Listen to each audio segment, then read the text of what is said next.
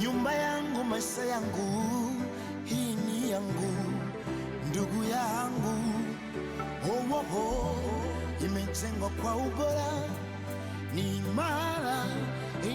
Katika jitihada za kutoa huduma bora kwa wapangaji wake, Shirika la Nyumba la Taifa hufanya matengenezo makubwa na madogo katika nyumba zake ambazo limepangisha kwa Watanzania. Shirika limetenga jumla ya shilingi takriban bilioni 10 za Kitanzania kwa ajili ya kufanya matengenezo makubwa ya nyumba zake za kupanga, ambapo katika matengenezo hayo nyumba hizo zinapakwa rangi, zinabadilishwa mifumo ya maji, zinabadilishwa madirisha, milango, mapaa na matengenezo mengineyo makubwa yanayowezesha wapangaji kuishi katika nyumba zenye ubora wa hali ya juu. Ofisi ya NHC imefanya matengenezo katika baadhi ya nyumba zake zipatikanazo Upanga, zikiwemo plot namba 931 mtaa wa Halkan, plot namba